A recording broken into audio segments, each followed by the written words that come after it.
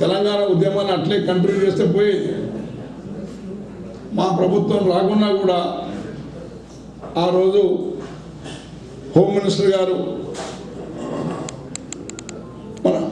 మన BJP home minister గారికి letter రాసినాడు, Telangana రాష్ట్రం ఏర్పరచడం అవసరం కాబట్టి మీరు దానికి చర్య తీసుకోండి, కాంగ్రెస్ పార్టీ మద్దతు ఇస్తుందని చెప్పి ఆ రోజు చెప్పడం జరిగింది. ఇవన్నీ ఎన్ని జరిగినా కూడా ఆఖరికి అల్టిమేట్లీ ఆంధ్రులు మాత్రం దీన్ని అమలు చేయడానికి ఎట్టి పరిస్థితులు చేయలేదు. మన తెలంగాణ శాసనసభ్యులు పార్లమెంటు సభ్యులు కూడా ఎంతసేపు అధికారాన్ని అంటిపెట్టుకోవాలనే ప్రయత్నం చేసినారు తప్ప తెలంగాణ రాష్ట్రాన్ని సాధించాలని చెప్పి పట్టుదలతో మనం పోరాటం చేసిందా ఎప్పుడు లేదు. అల్టిమేట్లీ అదంతా జరిగి 2003 నుంచి ఎప్పుడైతే కాంగ్రెస్ ఎమ్మెల్యేస్ ఆ ఉద్యమం నుంచి తప్పుకొని రాజశేఖర రెడ్డి చెంతను చేరినరో అప్పుడు కేసీఆర్ గారు తనకు ప్రాతినిధ్యం లేదన్న ఉద్దేశంతో తెలంగాణ ఉద్యమంలో జొరబడటం, ఆయన నాయకత్వంలో ఉద్యమం జరిగే కార్యక్రమం జరిగింది. కాబట్టి ఒకటే నేను ఆ రోజే చెప్పినా, నేను అయ్యా మనం ఇట్లా కాదు, తెలంగాణ కోరుతూ ఉండి డెవలప్మెంట్ యాక్ట్ విషయం కూడా మనం శ్రద్ధ తీసుకోవాలి. ఎందుకంటే ఆ రోజు వజరలీ కమిషన్ చెప్పింది ఏం చెప్పిందంటే, మీరు తెలంగాణ అప్పుడు ఆంధ్రప్రదేశ్ అయిన తర్వాత ఏం చెప్పిందంటే, వజరలీ కమిషన్ చాలా క్లియర్గా చెప్పింది, మీరు ఏ ప్రాజెక్ట్ అయితే మొదలు పెట్టినరో, ఏ ప్రాజెక్ట్ అయితే ఇన్వెస్టిగేట్ చేసినారో ఆ ప్రాజెక్టులన్నీ కంటిన్యూ చేయాలి.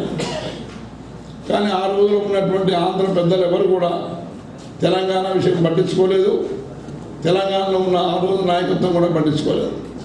దానివల్ల తెలంగాణలో ఇరిగేషన్ విషయంలో కానీ ఇతర డెవలప్మెంట్లో కానీ బాగా దెబ్బతిన్నాము. అటువంటి పరిస్థితి ఉండకూడదు. Let us also fight. తెలంగాణతో పాటు డెవలప్మెంట్ కూడా మనం కొట్లాడాలి, రివర్ వాటర్ విషయం కొట్లాడాలంటే అప్పుడు కూడా ఎవరు ఇంట్రెస్ట్ తీసుకోలేదు.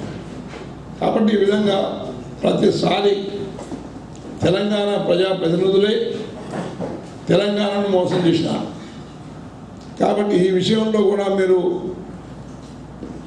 బాగా ఆలోచన చేయండి ఎంతవరకు ఏం జరిగిందని. కాబట్టి ఇప్పుడు పరిస్థితి ఎట్లా ఉందంటే, ఆంధ్ర రాష్ట్రంలో కాంగ్రెస్ పార్టీ పరిస్థితి బాగలేదు. రాజశేఖర రెడ్డి గారి యొక్క కుమారుడు ప్రత్యేకమైన పార్టీ పెట్టి మా తండ్రి చేస్తున్నటువంటి కార్యక్రమాలు అమలు చేయడం లేదు అని పెద్ద ఫోర్స్ అయిపోయాడు. సోనియా గాంధీ గారి దగ్గర మనం మాట్లాడినప్పుడు ఈ విషయం చర్చకు వచ్చింది. నేను చెప్పిన, సోనియా గాంధీ గారు ఆంధ్ర ఏరియాలో అయితే కాంగ్రెస్ రాదు, 2-3 పార్లమెంట్ సీట్లు వస్తే మనం అదృష్టవంతులం అని చెప్పిన. కాదు mister Reddy, you are wrong, we will not get any seats there అన్నది. ఆంధ్రలో నీకు ఎక్కడ ఒక్క సీట్ రాదు. Then what about Telangana madam అన్నా. ఒకవేళ తెలంగాణ రాష్ట్రం ఇస్తే మాత్రం వీ విల్ గెట్ 14-15 సీట్స్ అన్నది. అటువంటిప్పుడు ఆలస్యం ఎందుకమ్మా? You can take immediate decision. ఎందుకంటే మీరు ఎన్నో కమిటీలు పెట్టినా కూడా వాళ్ళు కూడా అదే అభిప్రాయం చెప్పారు. కాబట్టి ఒకవేళ తెలంగాణ ఇవ్వకుంటే ఆంధ్రప్రదేశ్లో Congress party big zero. Andhra లేదు, ఇటు తెలంగాణ లేదు. మళ్ళీ కాంగ్రెస్ పార్టీ ప్రయత్నం చేసి తేవడానికి కూడా నాయకుడు ఎవరు లేడు. ఆ రోజు చెన్నారెడ్డి ఉండే, తర్వాత ఇంకా రాజశేఖర రెడ్డి వచ్చాడు, తర్వాత ఏదో కొట్లాడి తీసుకొచ్చారు. ఇప్పుడు మాత్రం మనకు గత్యంతరం లేదు. You have to take a decision as quick as possible అని చెప్పి ఆమె ప్రెషర్ పెట్టడం జరిగింది. కాబట్టి ఇప్పుడు ప్రత్యేకమైన పరిస్థితి ఉంది. It is a compulsion to Congress party to take a decision on Telangana. Otherwise they have to forget. కానీ దురదృష్టవశాత్తు నిర్ణయం తీసుకునే ముందు కాంగ్రెస్ పార్టీకి సపోర్ట్ చేసేటువంటి యునైటెడ్ మన ఈ మిత్రులు రివోల్ట్ చేయడం మొదలుపెట్టారు. ఒక్కొక్కరు మొట్టమొదటి డిఎంకే రివోల్ట్ చేసింది. We are going to withdraw the support అన్నారు. మంత్రులంతా రాజీనామా ఇచ్చారు. తర్వాత మళ్ళా ఇక్కడ మన ములాయం సింగ్ యాదవ్ రివోల్టెడ్, మేము కాంగ్రెస్ పార్టీకి సపోర్ట్ చేయమని మమతా బెనర్జీ అయితే మొదలైపోయింది. కాబట్టి యునైటెడ్ ఫ్రంట్లకు వెళ్ళి అసలు ఈ ప్రభుత్వం ఉంటుందా పోతుందా అన్న ధోరణి మీద ఉండే. దానికనే సోనియా గాంధీ గారు కొద్దిగా వెనక్కు తగ్గి ఈ తెలంగాణ విషయం ఆలోచన మాని ఈ అందరినీ ఎట్లా కూడా కట్టుకురావాలి, how to continue Congress government till 2014 అని చెప్పి దాని మీద పడ్డారు. ఇప్పుడు మళ్ళొక సిచ్యువేషన్ వచ్చింది. DMK they told we're not going to withdraw support అని. Mulayam Singh also told that I am going to back Congress government అని.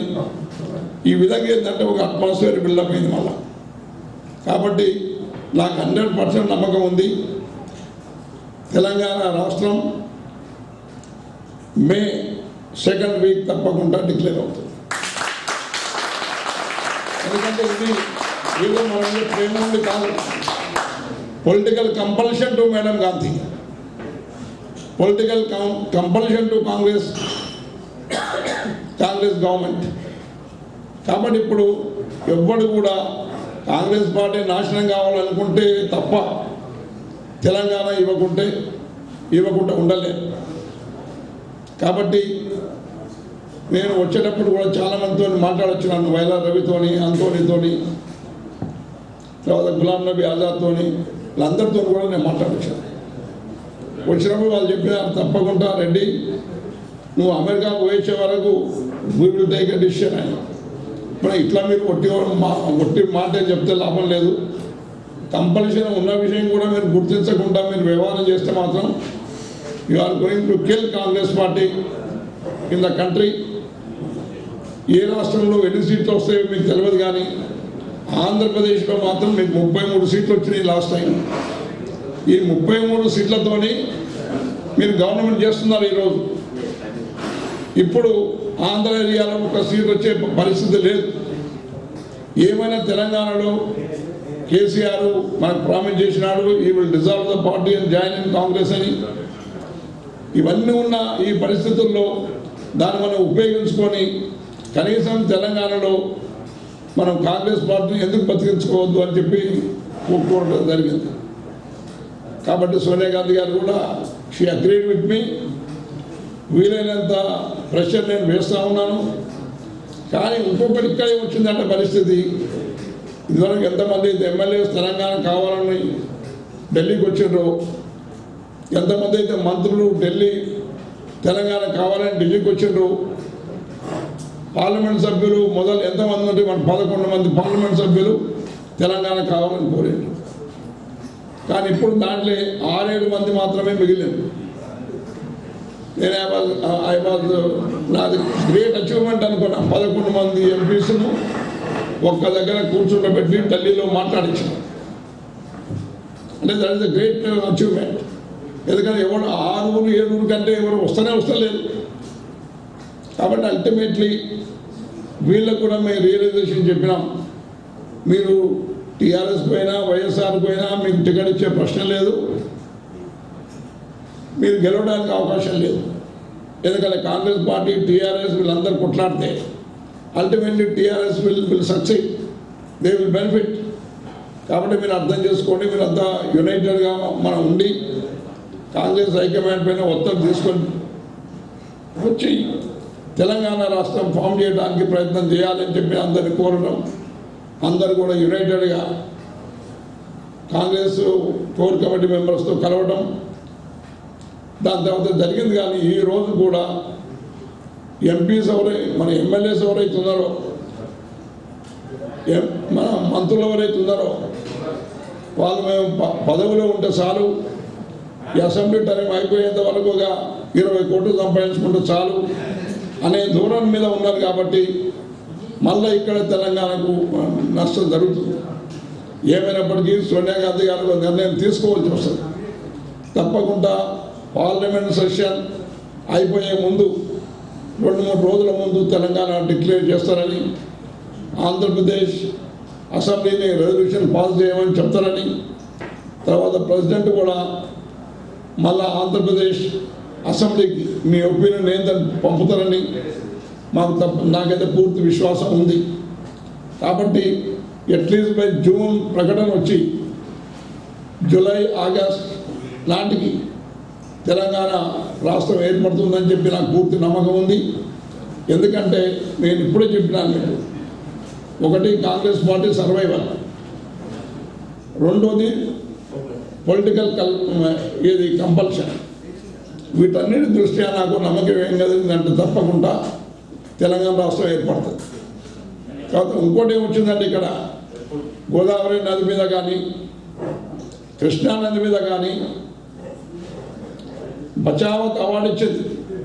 అవార్డును కూడా మనం ఇంప్లిమెంటేషన్ చేయించుకోలేకపోయినాం. అంతే మన తెలంగాణ నాయకత్వం అంత వీక్ అన్నమాట. మన పోలవరం మీద నేను గత 4 సంవత్సరాలుగా యుద్ధం ప్రకటించి నేను కొట్లాడుతుంటే ఒక్కడు కూడా వచ్చి నాకు సపోర్ట్ చేసిన లేడు. నేనే నాకున్న పలుకుబడి, ఢిల్లీలో ఉన్న పలుకుబడితోని నేను మొత్తం ఏది వాళ్ళకి బ్రీఫ్ చేసి ప్రధానమంత్రిని కలిసి ఇదంతా చేసి అల్టిమేట్లీ ఏమిటంటే పోలవరం ఇప్పుడు కట్టడానికి వీలు లేదు అని చెప్పి గవర్నమెంట్ ఆఫ్ ఇండియా ఒక నిర్ణయం తీసుకుంది, ప్రకటించింది కూడా.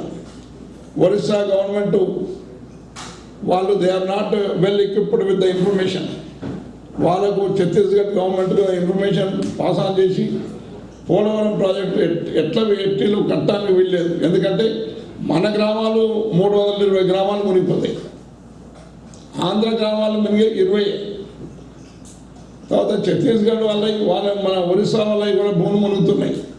వీళ్ళంతా ట్రైబల్స్, 50,000 మంది కంటే ట్రైబల్స్ ఎక్కువ మంది ఒకవేళ ఎఫెక్ట్ అయితే ఆ ప్రాజెక్టు తీసుకుంటందుకు వీలు లేదని చెప్పి కాన్స్టిట్యూషనల్ ప్రొవిజన్ ఉంది. దాని మీద కూడా ఎవరు ఇది చేయటం లేదు. కాబట్టి నాకు 100% నాకు విశ్వాసం ఏంటంటే తెలంగాణ రాష్ట్రం వస్తే మీరు గోదావరి మీద ప్రాజెక్టు కట్టుకోగలుగుతాం. మనం కృష్ణాలో జరుగుతున్నటువంటి అన్యాయాన్ని మనం సవరించుకోగలుగుతాం. కాబట్టి దీన్ని కూడా వీలైనంత వరకు మీరు కూడా ఆలోచన చేయండి. మీరు కూడా సెంట్రల్ గవర్నమెంట్ మీద ప్రెషర్ పెట్టడానికి ప్రయత్నం చేయండి. తర్వాత మీరు ఎక్కడో ఉండి అమెరికాలో ఉండి తెలంగాణ రాష్ట్రం విషయంలో, తెలంగాణ అభివృద్ధి విషయంలో మీరు ఏదైతే యాంగ్జైటీ చూపిస్తున్నారో దానికి రియలీ నేను చాలా సంతోషంగా ఉన్నా. తర్వాత ఇంత మాత్రం మా ప్రజాప్రతినిధులకు జ్ఞానం ఉంటే అసలు తెలంగాణ ఎప్పుడూ వచ్చేది. ఏమైనప్పటికీ మీ అందరికీ నేను హామీ ఇస్తా ఉన్నాను, తప్పకుండా నా ప్రాణం ఉన్నంత వరకు తెలంగాణ రాష్ట్రాన్ని సాధించడానికి ప్రయత్నం చేస్తాను. ఎందుకంటే 1953 నుంచి నేను తెలంగాణ రాష్ట్రం కావాలని నేను కోరుతున్నాను. ఎన్నడూ కూడా డీవియేట్ కాలేదు. ఎందుకంటే చెన్నారెడ్డి గారి కాలంలో ప్రత్యేకమైన పార్టీ పెడతా అంటే నేను బాగారెడ్డి గారు పోలేదు. ఎందుకంటే కాంగ్రెస్ పార్టీ విడిచిపెట్టి మేము రామని చెప్పాం. బట్ కాంగ్రెస్ పార్టీలో ఉండి we fought for తెలంగాణ. కాబట్టి I assure you Telangana will be called and political compulsion గవర్నమెంట్కి ఉంది. మాకు కూడా ఏంటంటే కాంగ్రెస్ పార్టీ బ్రతకాలి, కాబట్టి ఏ విధంగా బతికించుకోవాలని చెప్పి ఆలోచన ఉంది. కాబట్టి వీటన్నిటి దృష్ట్యా ఇదివరకు జరిగిన ఒకవేళ ఆంధ్రాలో మేము 0 కాకుంటే తెలంగాణ రాకపోయింది. ఆంధ్రాలో 0 అయింది కాబట్టి తెలంగాణ ఇవ్వాల్సి వస్తున్నాం. కనీసం ఒక్క స్టేట్ అన్న కాంగ్రెస్ చేతిలో ఉంటుందని.